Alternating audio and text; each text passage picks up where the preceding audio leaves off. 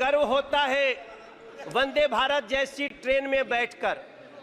हमको गर्व होता है जब 70 साल के बुजुर्ग को अब किसी वृद्धाश्रम भेजने की जरूरत नहीं पड़ेगी, हम उसका इलाज कराने के लिए मोदी सरकार खड़ी रहेगी। हमें तब गर्व होता है अध्यक्ष जी। हमें गर्व होना चाहिए जब भ्रष्टाचारियों पर नकेल हो। इसलिए मैं प्रार्थना करता हूं अपने सभी साथियों से कि हो सके तो, हाँ गाना तो गाते हैं दादा, हम आप सभी से प्रार्थना कर, अब आज जब यहाँ से हम निकलते हैं तो हमें अपने माँ के नाम से एक पेड़ लगाने का एक अभियान जो शुरू हुआ है उसमें साथ देना चाहिए। चलिए मिलकर के माँ के नाम से एक पेड़ लगाते हैं। दादा, माँ के नाम से आप भी लगाते। कल्याण जी, माँ के नाम से एक पेड़ लगाइए।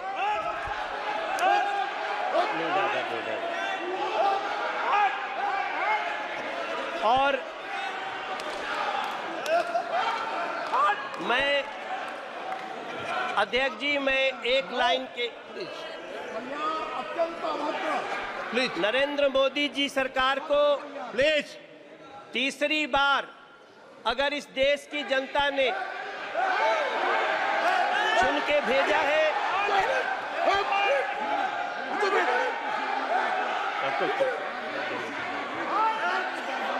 अध्यक्ष जी,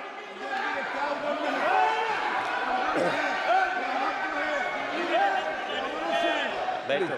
प्रसून जी, अध्यक्ष जी, प्लीज मैं दो पंक्ति के साथ अपनी वाणी को विराम देने जा रहा हूं। नरेंद्र मोदी जी को तीसरी बार देश ने ऐसे ही नहीं चुना है। हमारे संस्कृत में एक श्लोक है, अभिवादनशीलस्य नित्यं वृद्धोपसेविना चत्वारः तस्य वर्धन्ते आयुर्विद्या यशोबलम।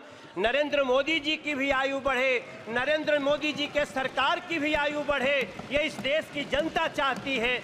आपने हमें बोलने का मौका दिया। मैं राष्ट्रपति जी के अभिभाषण को बहुत ही उत्तम मानता हूं, बहुत समर्थन करता हूं। आपको धन्यवाद देता हूं। माननीय प्रधानमंत्री नरेंद्र मोदी जी,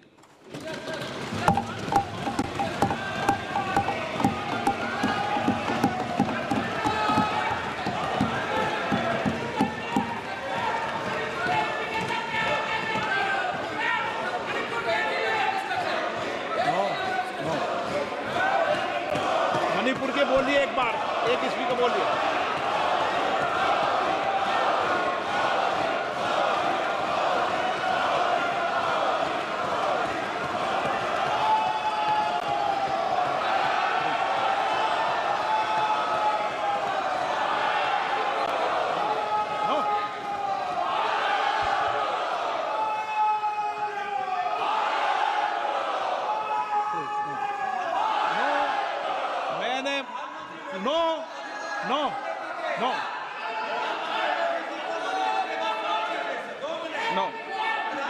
मैंने एक मिनट प्लीज, ये तरीका ठीक नहीं है, प्लीज।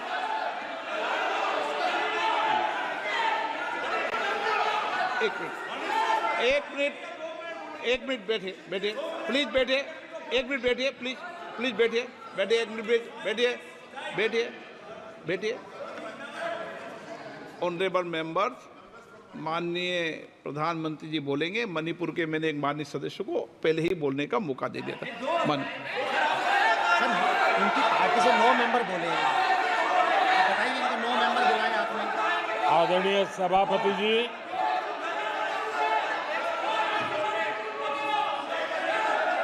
मैं राष्ट्रपति जी के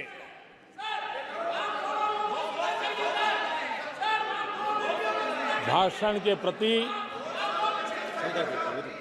आभार व्यक्त करने के लिए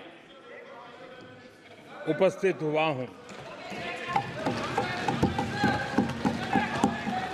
आदरणीय सभापति जी, हमारे आदरणीय राष्ट्रपति जी ने विकसित भारत के संकल्प को अपने प्रवचन में विस्तार दिया है। आदरणीय राष्ट्रपति महोदया ने अहम विषय उठाए हैं। आदरणीय राष्ट्रपति जी ने हम सबका और देश का मार्गदर्शन किया है। इसके लिए मैं राष्ट्रपति जी का हृदय से आभार व्यक्त करता हूं। आदरणीय सभापति जी, कल और आज कई माननीय सदस्यों ने राष्ट्रपति जी के अभिभाषण पर अपने विचार व्यक्त किए हैं। मैं विशेष करके जो पहली बार सांसद बनकर के हमारे बीच आए हैं और उनमें से कुछ आदरणीय साथियों ने अपने जो विचार व्यक्त किए, संसद के सभी नियमों का पालन करते हुए किए।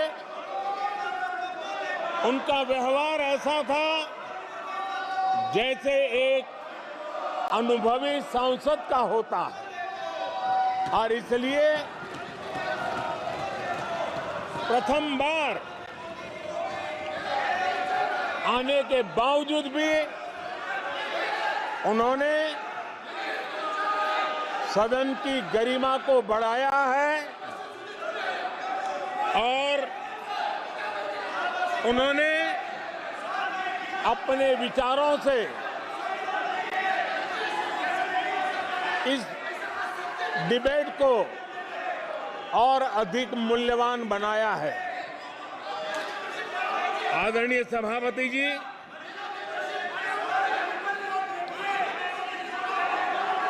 देश ने एक सफल चुनाव अभियान को पार करते हुए विश्व को दिखा दिया है कि ये दुनिया का सबसे बड़ा चुनाव अभियान था। देश की जनता ने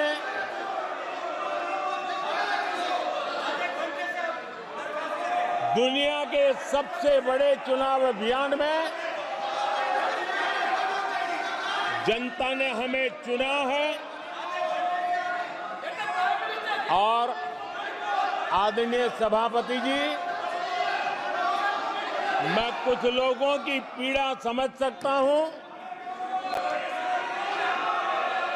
कि लगातार झूठ चलाने के बावजूद भी उनका घोर पराजय हुआ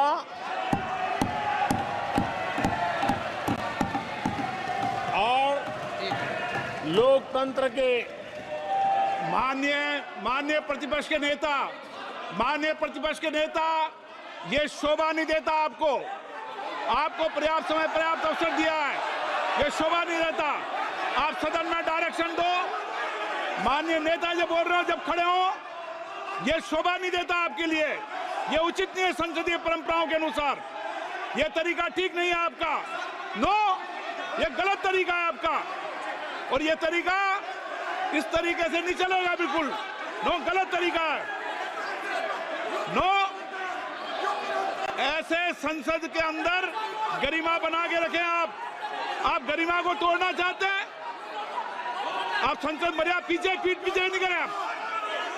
आपको गरिमा नहीं, सदन की डायरेक्शन देते हैं आप बेल में आने के लिए लोगों को। ये प्रतिपक्ष के नेता है आप। नो, गलत तरीका आपका। माननीय प्रधानमंत्री जी,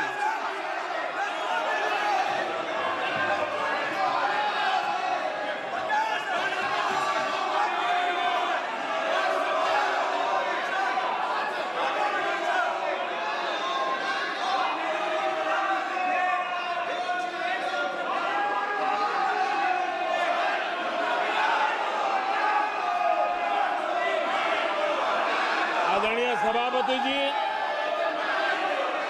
ये विश्व का सबसे बड़ा चुनाव अभियान और उसमें भारत की जनता ने हमें तीसरी बार देश की सेवा करने का मौका दिया है। ये अपने आप में लोकतांत्रिक विश्व के लिए बहुत ही महत्वपूर्ण घटना है, बहुत ही गौरवपूर्ण घटना है। आदरणीय सभापति जी, हमें हर कसौटी पर कसने के बाद देश की जनता ने ये जनादेश दिया है।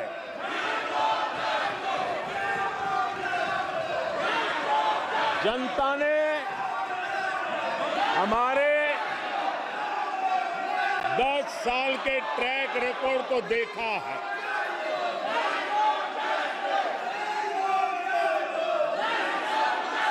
जनता ने देखा है कि गरीबों के कल्याण के लिए हमने जिस समर्पण भाव से जन सेवा ही प्रभु सेवा इस मंत्र को चरितार्थ करते हुए हमने जो कार्य किया है, उसके कारण 10 साल में 25 करोड़ गरीब गरीबी से बाहर निकले। देश की आजादी के कालखंड में इतने कम समय में इतने लोगों को गरीबी से बाहर निकालने का ये सफल प्रयास इस चुनाव में हमारे लिए आशीर्वाद का कारण बना है। आदरणीय सभापति जी, हम 2014 में जब पहली बार जीत करके आए थे तो चुनाव के अभियान में भी हमने कहा था कि हमारा करप्शन के प्रति 0 टॉलरेंस रहेगा। और आज मुझे गर्व है कि हमारे सरकार ने देश का सामान्य मानवी जो करप्शन के कारण पीड़ित है, देश को करप्शन ने दीमक की तरह खोखला कर दिया है। ऐसे में भ्रष्टाचार के प्रति हमारी जो 0 टॉलरेंस नीति है, आज देश ने हमें उसके लिए आशीर्वाद दिया है। आदरणीय सभापति जी, आज दुनिया भर में भारत की साख बढ़ी है। आज विश्व में भारत का गौरव हो रहा है और भारत के तरफ देखने का नजरिया भी एक गौरवपूर्ण नजरिया हर भारतवासी अनुभव करता है। आदरणीय सभापति जी, देश की जनता ने देखा है कि हमारा एकमात्र लक्ष्य नेशन फर्स्ट है, भारत सर्वप्रथम है। हमारे हर नीति, हमारे हर निर्णय, हमारे हर कार्य का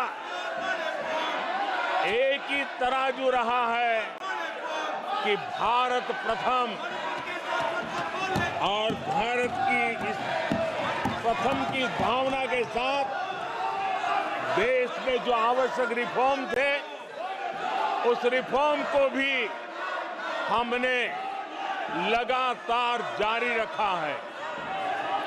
10 वर्ष में हमारी सरकार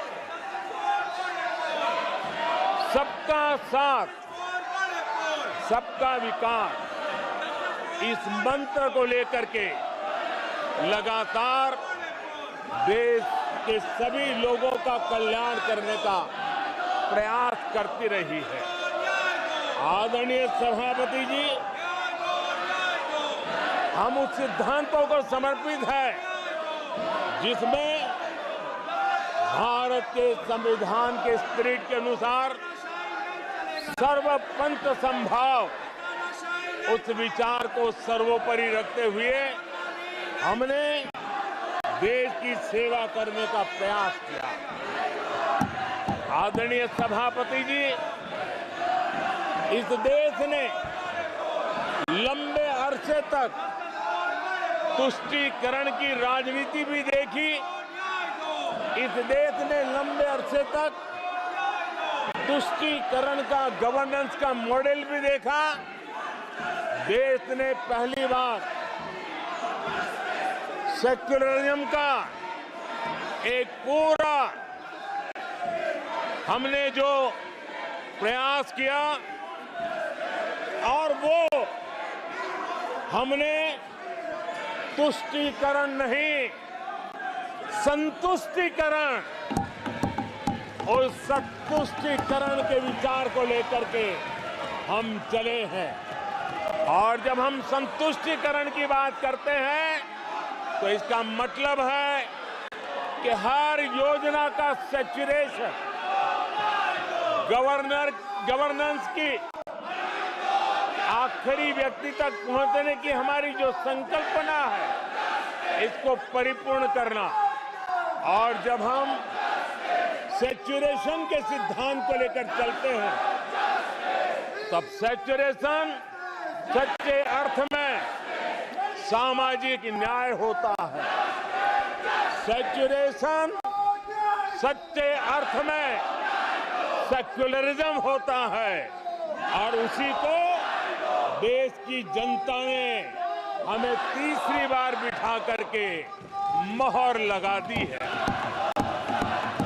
आदरणीय सभापति जी, अपीजमेंट ने इस देश को तबाह करके रखा है और इसलिए हमने justice to all, appeasement to none, इस सिद्धांत को लेकर के हम चले हैं।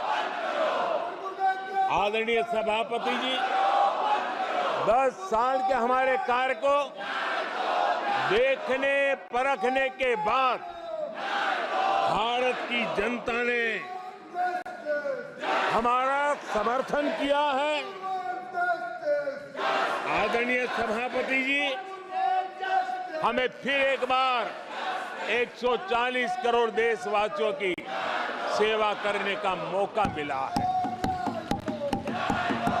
आदरणीय सभापति जी, इस चुनाव ने इस बात को सिद्ध किया है कि भारत की जनता कितनी परिपक्व है। भारत की जनता कितने विवेकपूर्ण रूप से और कितने उच्च आदर्शों को लेकर के अपने विवेक का सद्बुद्धि से उपयोग करती है। और उसी का नतीजा है कि आज तीसरी बार हम आपके सामने, देश की जनता के सामने नम्रतापूर्वक सेवा करने के लिए उपस्थित हुए हैं।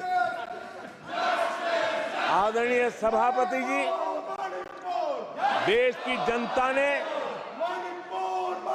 हमारी नीतियों को देखा है, हमारी नीयत, हमारी निष्ठा, उस पर देश की जनता ने भरोसा किया है। आदरणीय सभापति जी, इस चुनाव में हम जनता के बीच एक बड़े संकल्प के साथ देश की जनता के पास आशीर्वाद मांगने के लिए गए थे और हमने आशीर्वाद मांगा था विकसित भारत के हमारे संकल्प के लिए। हमने विकसित भारत के निर्माण के लिए एक प्रतिबद्धता के साथ, एक शुभ निष्ठा के साथ जन सामान्य का कल्याण करने के इरादे से हम गए थे। जनता ने विकसित भारत के संकल्प को चार चांद लगा करके हमें फिर से एक बार विजयी बना करके देश की जनता की सेवा करने का मौका दिया है। आदरणीय सभापति जी, जब देश विकसित होता है तब कोटि कोटि जनों के सपने पूरे होते हैं। देश जब विकसित होता है तब कोटि कोटि जनों के संकल्प सिद्ध होते हैं। आदरणीय सभापति जी, जब देश विकसित होता है तब आने वाली पीढ़ियों के लिए भी एक मजबूत नींव उनके सपनों को पूरा करने के लिए तैयार हो जाती है। आदरणीय सभापति जी, विकसित भारत का सीधा सीधा लाभ हमारे देश के नागरिकों की गरिमा, हमारे देश के नागरिकों के क्वालिटी ऑफ लाइफ में सुधार, ये स्वाभाविक हमें विकसित भारत होने से देश के कोटि कोटि जनों के भाग्य में आता है। आजादी के बाद मेरा देश का सामान्य नागरिक इन चीजों के लिए तरसता रहा है।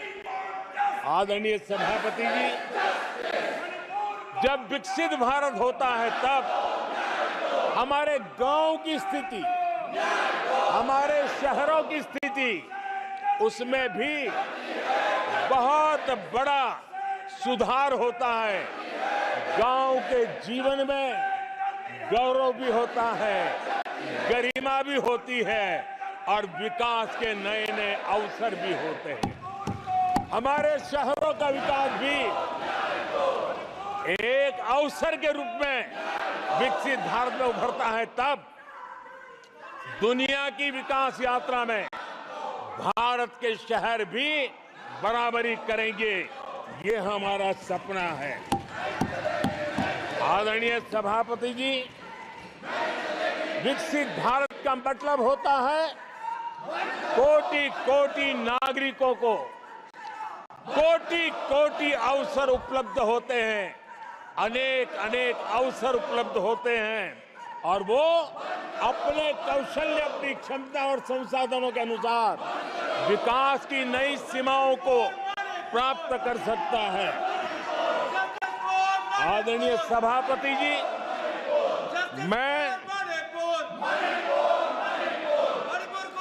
आदरणीय सभापति जी,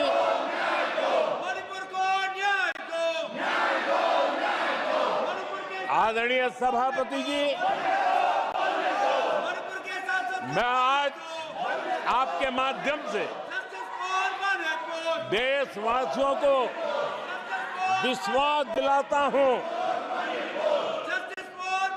मैं देशवासियों को विश्वास दिलाता हूं कि विकसित भारत के जिस संकल्प को लेकर के हम चले हैं, उस संकल्प की पूर्ति के लिए हम भरसक प्रयास करेंगे, पूरी निष्ठा से करेंगे, पूरी ईमानदारी से करेंगे और हमारा समय का पल पल और हमारे शरीर का कण कण हम देशवासियों को विकसित भारत के सपने को पूरा करने के लगाएंगे।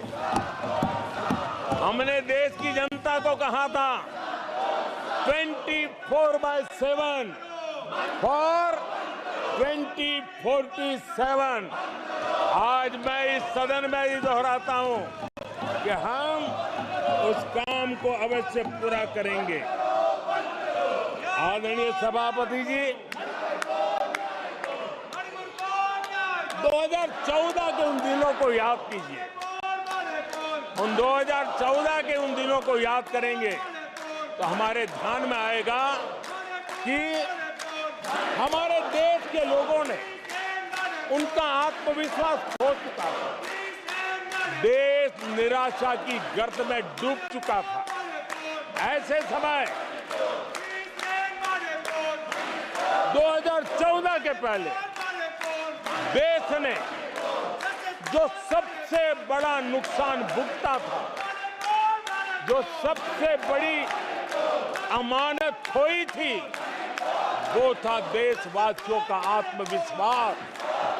और जब विश्वास और आत्मविश्वास खो जाता है तब उस व्यक्ति को, उस समाज को, देश को खड़ा होना मुश्किल हो जाता है। और उस समय सामान्य मानवी के मुंह से यही निकलता था कि वो इस देश का कुछ हो नहीं सकता। उस समय हर जगह पे ये 7 शब्द सुनाई देते थे, इस देश का कुछ नहीं हो सकता। यही शब्द 2014 के पहले सुनाई देते थे। भारतीयों की हताशा के इन 7 शब्द एक प्रकार से पहचान बन गए थे। उस समय आए दिन अखबार खोलते थे तो घोटालों की खबरें ही पढ़ने को मिलती थी और सैकड़ों करोड़ के घोटाले, रोज नए घोटाले, घोटालों से स्पर्धा, ये घोटालेबाज लोगों के घोटाले, इसी का एक कालखंड था।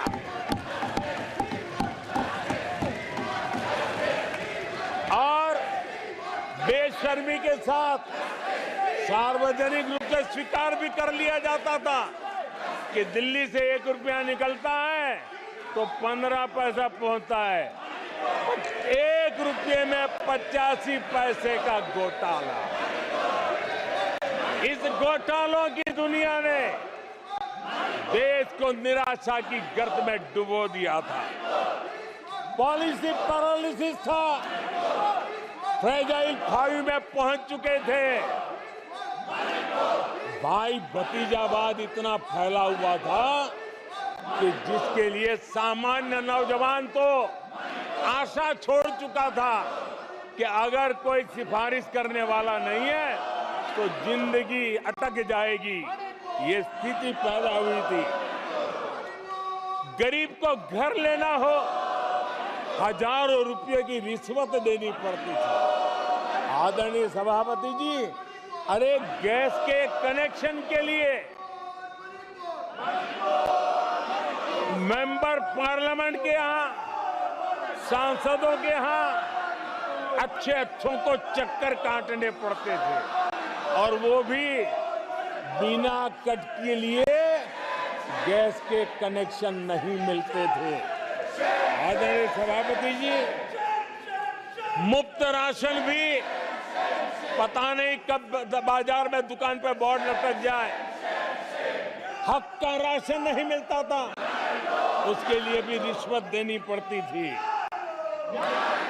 और हमारे ज्यादातर भारतीय भाई बहन इतने निराश हो चुके थे कि वो अपने भाग्य को दोष दे करके, अपने नसीब को दोष दे करके जिंदगी काटने के लिए मजबूर हो जाते थे।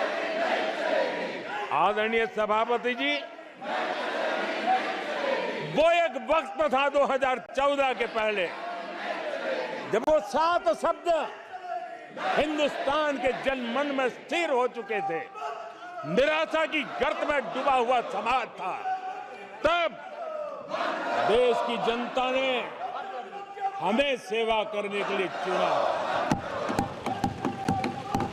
और वो पल देश के परिवर्तित युग का प्रारंभ हो चुका था।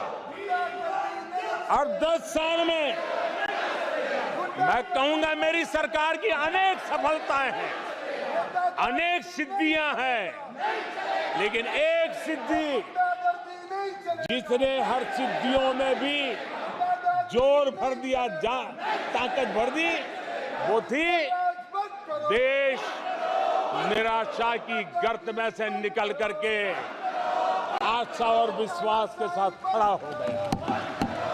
देश में आत्मविश्वास बुलंदी पर पहुंचा और उसके कारण वो सब वक्त का जो शब्द थे देश की युवा पीढ़ी की डिक्शनरी से निकलने लगे। धीरे धीरे देश के मन में स्थिर हो गया। जो 2014 से पहले कहते थे कुछ नहीं हो सकता, वो कहने लगे तब इस देश में सब कुछ हो सकता है, इस देश में सब कुछ संभव है। ये विश्वास जताने का काम किया हमने। जब हमने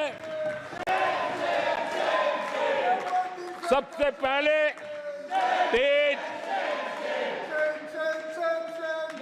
5G रोल आउट हमने दिखाया,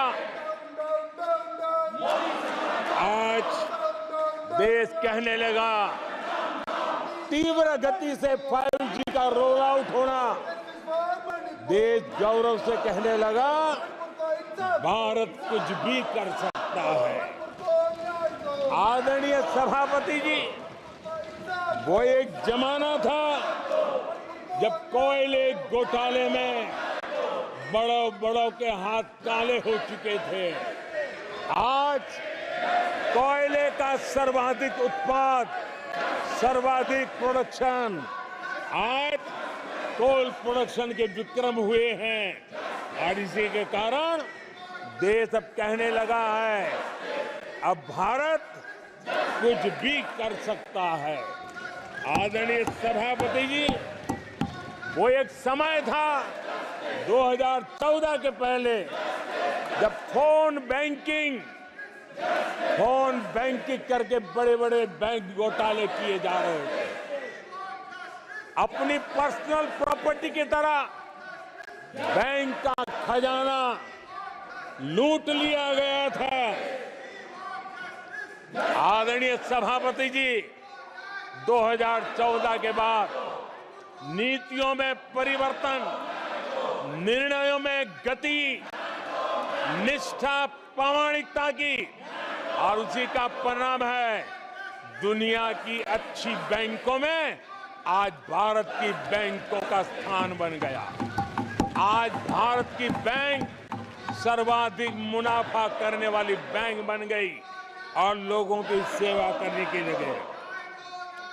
आदरणीय सभापति जी, 2014 के पहले वो भी एक वक्त था कि जब आतंकी आकर के जी चाहे वहां, जब चाहे वहां हमला कर सकते थे। 2014 के बाद स्थिति ये बनी कि जब वहां उस समय 14 के पहले निर्दोष लोग मारे जाते थे, हिंदुस्तान के कोने कोने को टारगेट किया जाता था और सरकारें चुपचाप बैठी रहती थी, मुंह तक खोलने को तैयार नहीं थी। आज 2014 के बाद का हिंदुस्तान घर में घुसकर मारता है, सर्जिकल स्ट्राइक करता है, एयर स्ट्राइक करता है और आतंकवाद के आकाओं को भी सबक सिखाने का सामर्थ्य दिखा दिया है।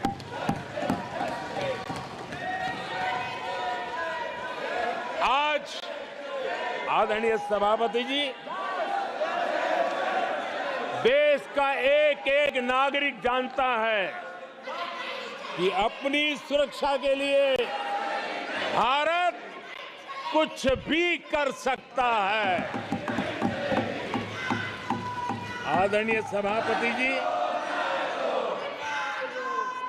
आर्टिकल 370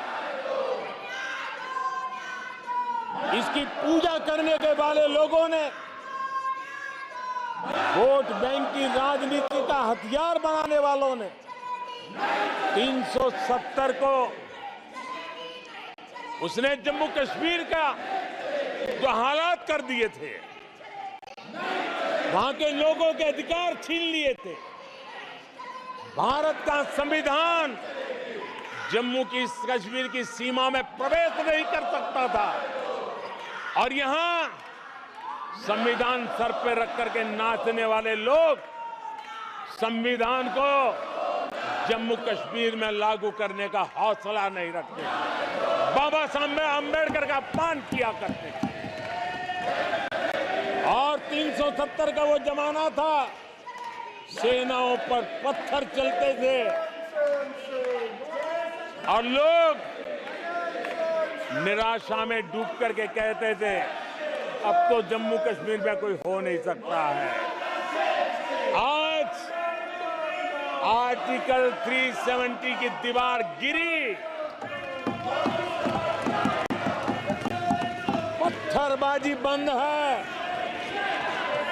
लोकतंत्र मजबूत है और लोग बढ़ चढ़ करके भारत के संविधान में भरोसा करते हुए, भारत के तिरंगे झंडे पर भरोसा करते हुए, भारत के लोकतंत्र में भरोसा करते हुए बढ़ चढ़ करके मतदान करने के लिए आगे आ रहे हैं, ये साफ साफ दिखाई देता है। आदरणीय सभापति जी, 140 करोड़ देशवासियों में ये विश्वास पैदा होना,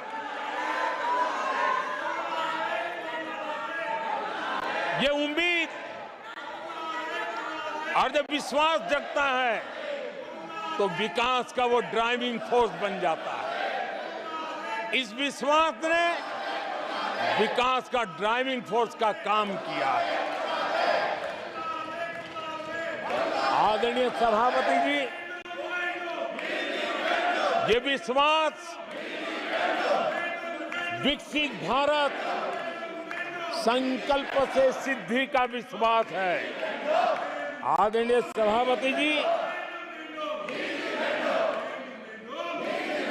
जब आजादी का जंग चल रहा था और जो भाव देश में था, जो जोश था, उत्साह था, उमंग था, जो विश्वास था कि आजादी लेके रहेंगे, आज देश के कोटि कोटि जनों में वो विश्वास पैदा हुआ है, जिस विश्वास के कारण आज विकसित भारत होना एक प्रकार से उसकी मजबूत नींव इस चुनाव में शिलान्यास हो चुका है। जो ललक आजादी के आंदोलन में थी, वही ललक विकसित भारत के इस सपने को साकार करने में है।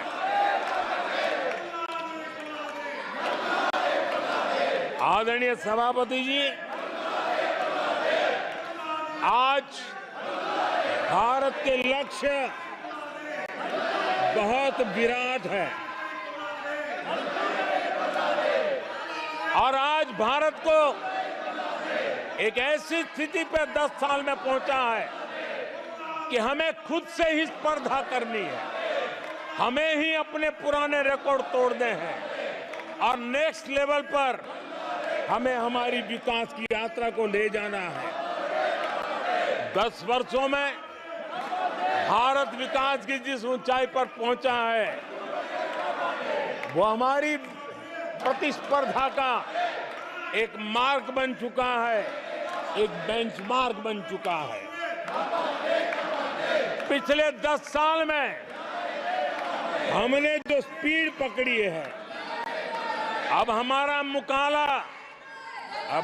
मुकाबला उसी स्पीड को और ज्यादा स्पीड में ले जाने का है और मेरा विश्वास है देश की इच्छा को हम उसी गति से पूरा करेंगे। आदरणीय सभापति जी, हम हर सफलता को, हर सेक्टर को नेक्स्ट लेवल तक ले जाएंगे। आदरणीय सभापति जी, 10 सालों में भारत की इकोनॉमी को 10 साल के अल्पकाल में हम 10 नंबर से इकोनॉमी को 5 नंबर पे ले गए हैं। अब हम नेक्स्ट लेवल पर जाने के लिए जिस गति से निकले हैं, अब हम देश की इकोनॉमी को नंबर 3 पर ले जाएंगे। आदरणीय सभापति जी, 10 सालों में हमने भारत को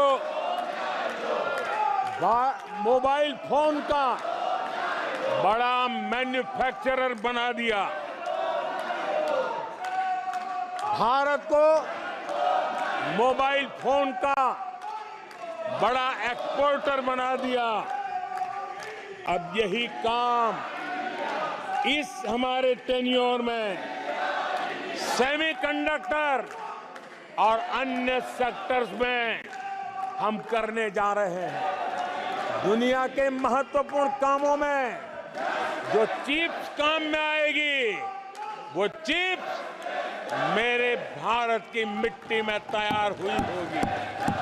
मेरे भारत के नौजवानों की बुद्धि का परिणाम होगा, मेरे भारत के नौजवानों के परिश्रम का परिणाम होगा। ये विश्वास हमारे भीतर है।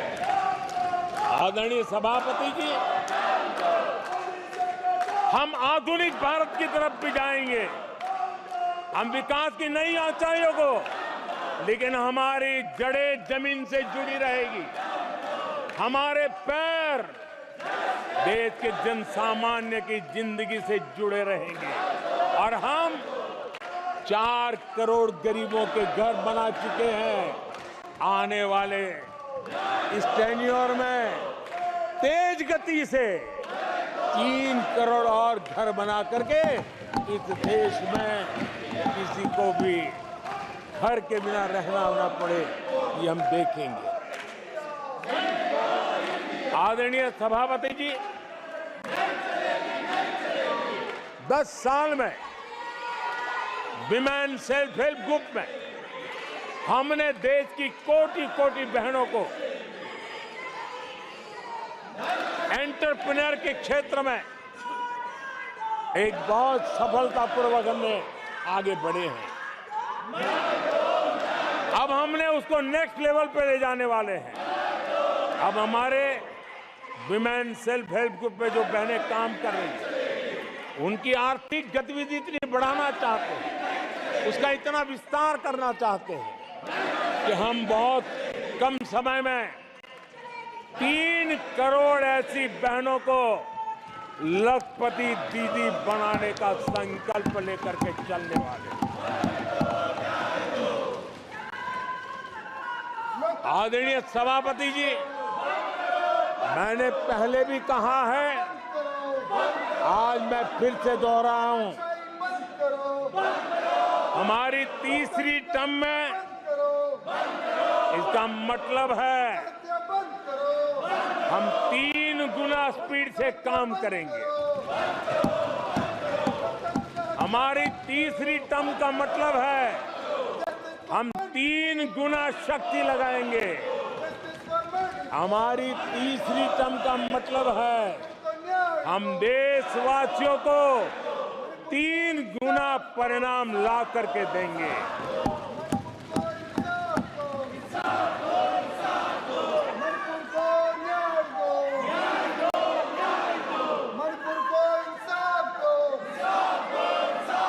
अपने सदस्यगणों, नेता प्रतिपक्ष मान्य से मैंने सबको मौका दिया। आपने 90 मिनट बोला, ये संसद में तरीका ठीक नहीं है। मैं आग्रह करूंगा, आप इस तरीके से संसद की मर्यादाओं को बनाए, उचित नहीं है। आप जाइए बेल में से, बैठिए। आपको पर्याप्त समय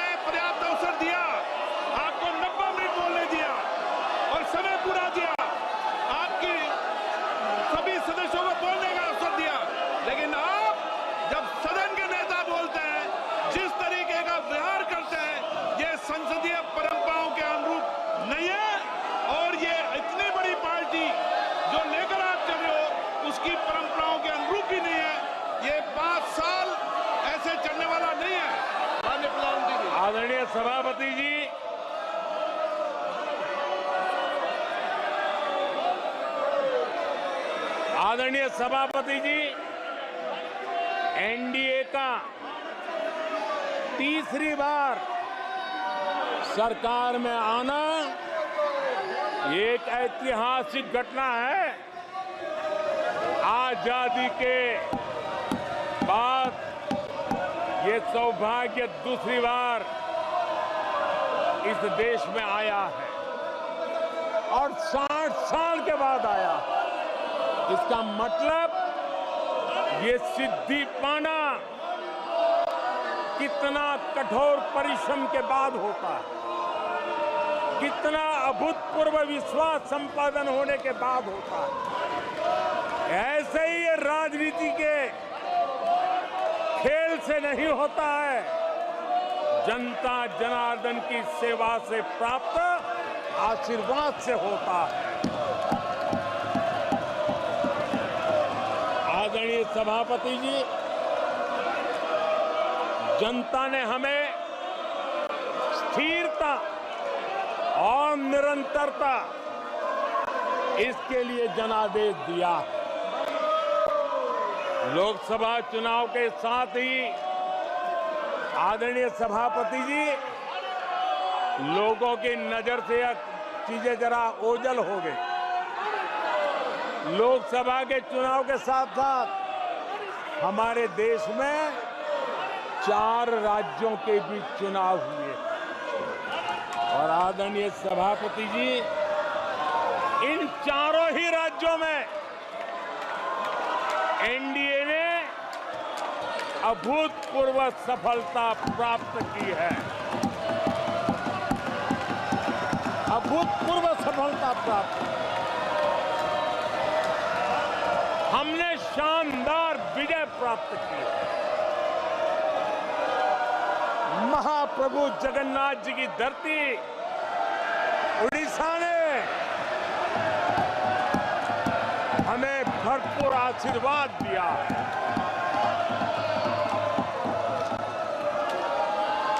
आदरणीय सभापति जी, आंध्र प्रदेश एनडीए ने क्लीन स्वीप किया है। सूक्ष्मदर्शक यंत्र में भी ये नजर नहीं आते हैं। आदरणीय सभापति जी,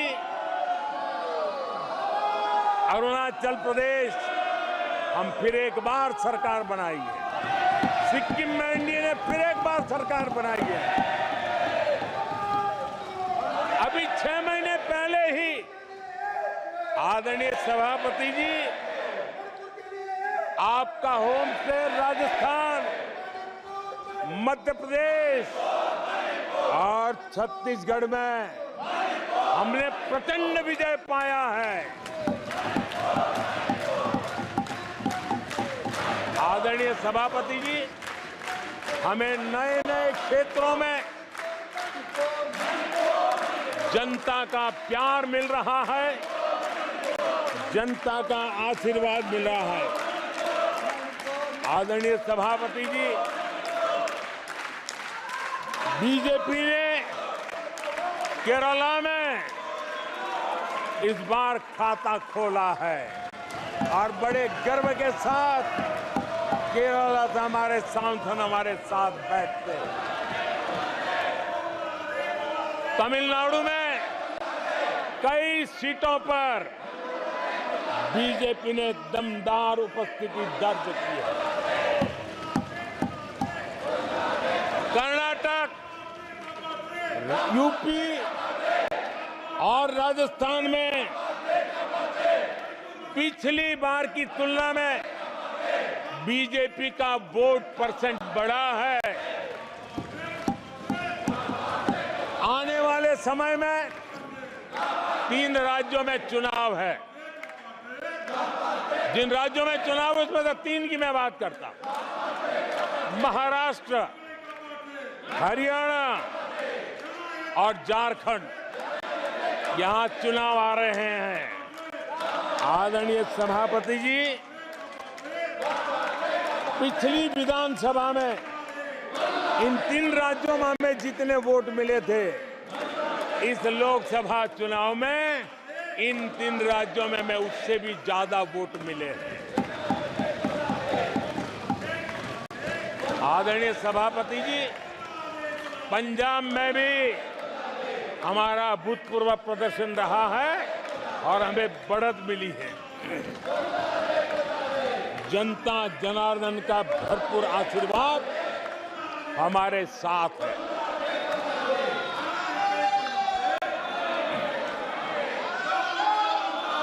आदरणीय सभापति जी, 24 के चुनाव में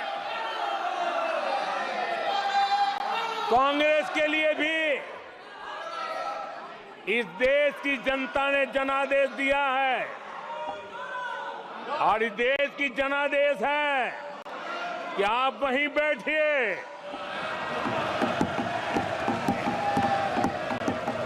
विपक्ष में ही बैठो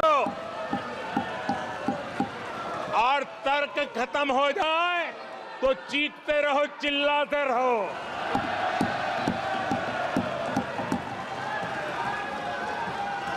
आदरणीय सभापति जी,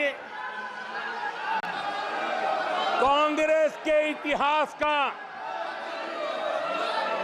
ये पहला मौका है जब लगातार 3 बार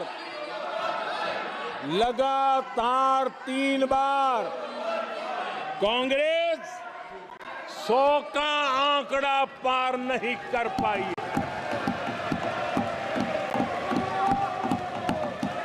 कांग्रेस के इतिहास में ये तीसरी सबसे बड़ी हार है, तीसरा सबसे खराब प्रदर्शन है।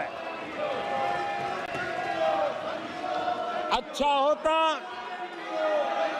कांग्रेस अपनी हार स्वीकार करती, जनता जनार्दन के आदेश को सर आंखों पर चढ़ाती, आत्ममंथन करती, लेकिन ये तो कुछ शीर्षासन करने में लगे हुए हैं।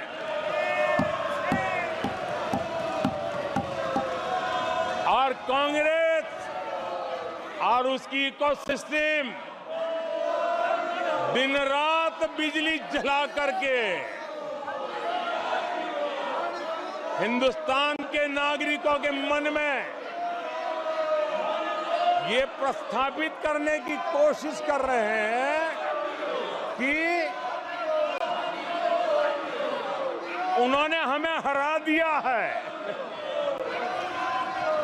आदरणीय सभापति जी, ऐसा क्यों हो रहा है, मैं जरा अपने सामान्य जीवन के अनुभव से बताता हूं।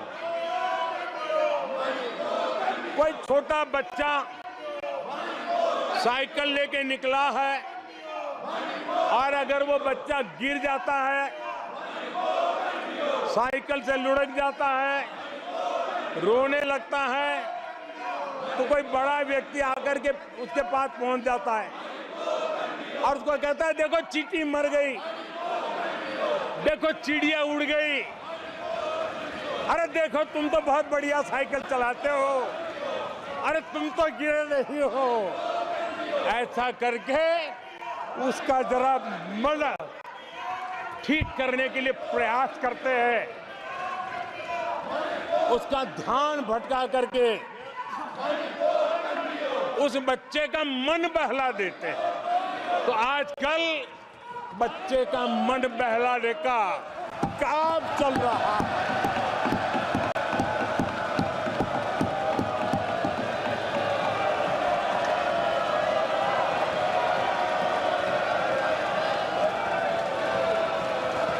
और कांग्रेस के लोग और उनका इकोसिस्टम आजकल ये मन बहलाने का काम कर रहा है। आदरणीय सभापति जी, 1984 उस चुनाव को याद कीजिए। उसके बाद इस देश में 10 लोकसभा के चुनाव हुए। 10 लोकसभा के चुनाव हुए। 84 के बाद 10-10 लोकसभा के चुनाव होने के बावजूद भी कांग्रेस 250 के आंकड़े को छू नहीं पाई है।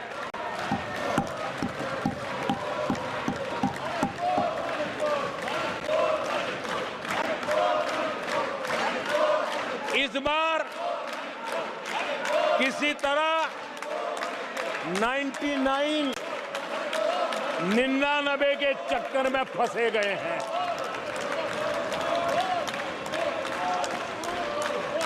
आदरणीय सभापति जी, मुझे एक किस्सा याद आता है।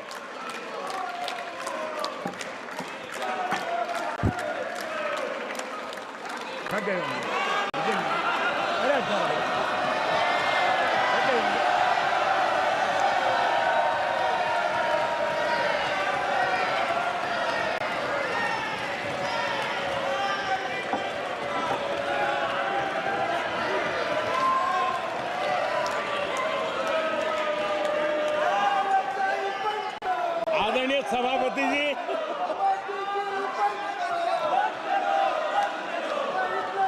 मुझे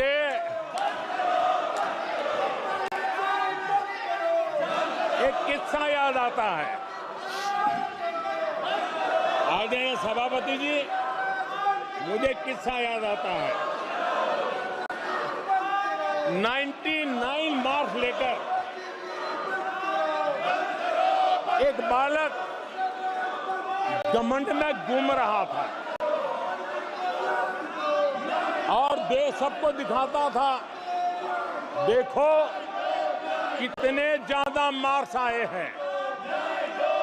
तो लोग भी जब 99 सुनते थे तो शाबाशी देते थे, बहुत उसको हौसला बुलंद करते थे।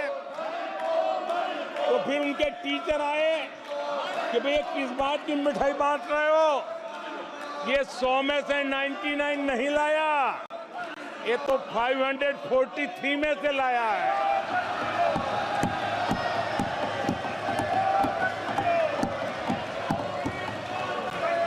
अब उस बालक बुद्धि को कौन समझाए कि तुमने फेल होने का वर्ल्ड रिकॉर्ड बना दिया है।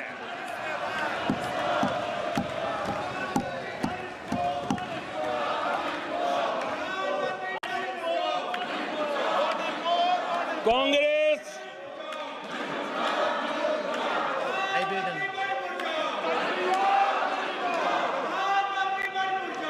आदरणीय सभापति जी, कांग्रेस के नेताओं के बयानों में ये बयानबाजी ने शोले फिल्म को भी पीछे छोड़ दिया है।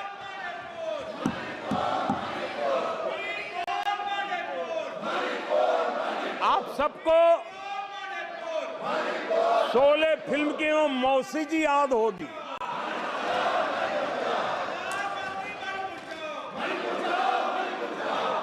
तीसरी बार तो हारे हैं, पर मौसी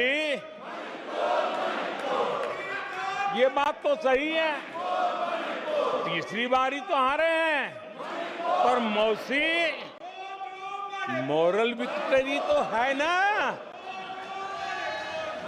आदरणीय सभापति जी, 13 राज्यों में 0 सीटें आई हैं। अरे मौसी, 13 राज्यों में 0 सीटें आई हैं, पर हीरो तो है ना।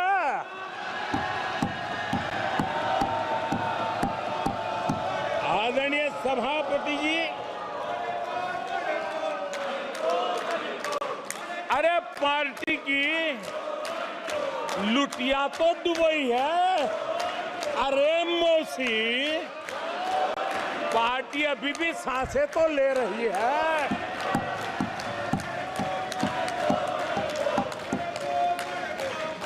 कांग्रेस के लोगों को कहूंगा, जनादेश को फर्जी जीत के जश्न में मत दबाओ। जनादेश को फर्जी जीत के नशे में मत दबाओ, उस जश्न में मत दबाओ। ईमानदारी से देशवासियों के जनादेश को जरा समझने की कोशिश करो, उसे स्वीकार करो।